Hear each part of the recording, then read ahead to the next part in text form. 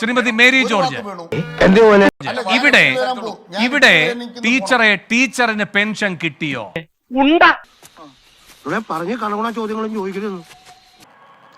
Mister Venu, ഇതുവരെ എന്റെ pension കിട്ടിയിട്ടില്ല. ഞാൻ തീർച്ചയായും ആകുല ചിത്തയാണ്. എന്നാണ് എന്റെ പെൻഷൻ കിട്ടുക എന്ന് യാതൊരു അറിവുമില്ല. ഞാൻ ഉപദേശിക്കുന്നു കരുതരുത്, മുതലാളി ഒരു ചെത്തിയാണ്. ഘട്ടം ഘട്ടമായി കിട്ടുമെന്ന് പറയുന്നു. കയ്യിൽ കിട്ടിയാലല്ലേ കിട്ടിയെന്ന് പറയാനൊക്കൂ. അതുകൂടെ മനസ്സിലായില്ലേ? ഇനി മിസ്റ്റർ അനിൽകുമാർ പറഞ്ഞു തുടങ്ങിയ ആ കാര്യം, അതായത് ഓവർ ഡ്രാഫ്റ്റ്, എന്താണ് ഒരു മൗനവ്രതം? ഓവർ ഡ്രാഫ്റ്റിലേക്ക് പോകാതിരിക്കുന്നു എന്നല്ലേ അദ്ദേഹം പറഞ്ഞത്? ഓർമ്മിക്കുക, 144 ദിവസമാണ് ഒരു സംസ്ഥാനത്തിന് ഓവർ ഡ്രാഫ്റ്റിലേക്ക് പോകാവുന്നത്. ഒരു പാദത്തിൽ 36 ദിവസം മാത്രമാണ് ഓവർ ഡ്രാഫ്റ്റിൽ പോകാവുന്നത്. അതൊന്നും എനിക്കറിയാൻ മേല. ഇങ്ങനെ എന്തെങ്കിലുമൊക്കെ പറയുമ്പോഴേ എന്റെ മനസ്സിനൊരു സന്തോഷം ഉണ്ടാവുള്ളൂ. ഞാൻ എന്റെ സന്തോഷം നോക്കിയാ പോരെ.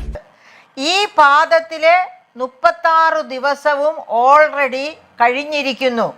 ഇനി എന്ത് ചെയ്യും, ഇനി നമ്മൾ എന്ത് ചെയ്യുമല്ല എന്ന് വിചാരിച്ച് ഭയന്നിരിക്കുമ്പോഴാണ് കേന്ദ്രത്തിൽ നിന്ന് GST വിഹിതമായും അതല്ലാതെ IGST വിഹിതമായുമുള്ള 4122 കോടി കിട്ടുന്നത്.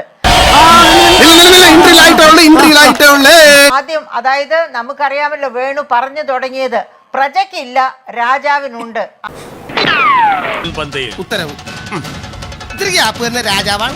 രാജാവാ?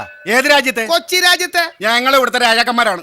പോയി ക്യൂവിന്റെ അവസാനം നിൽക്ക്. അതെ, ഇവിടെ സാധാരണ LDF എന്ന രാജാവ് മഹാരാജാവ് ഭരിക്കുമ്പോൾ എന്താണ്, സാധാരണ പ്രജകളെ അവർക്ക് പ്രശ്നമേ അല്ല.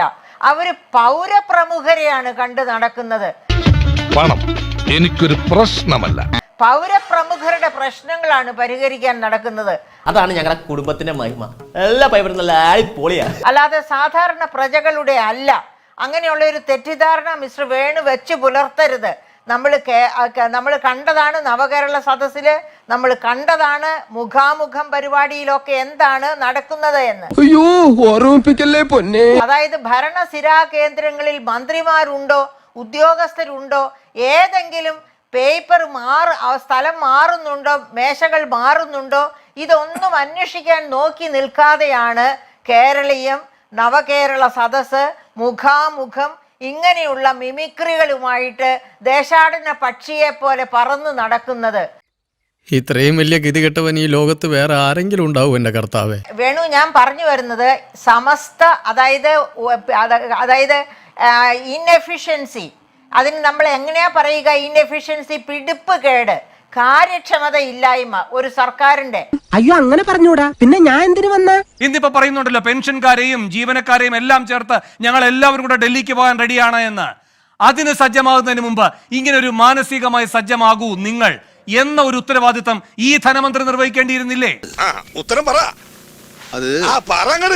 മുഖ്യമന്ത്രി നിർവഹിക്കേണ്ടിയിരുന്നില്ലേ ടീച്ചറെ?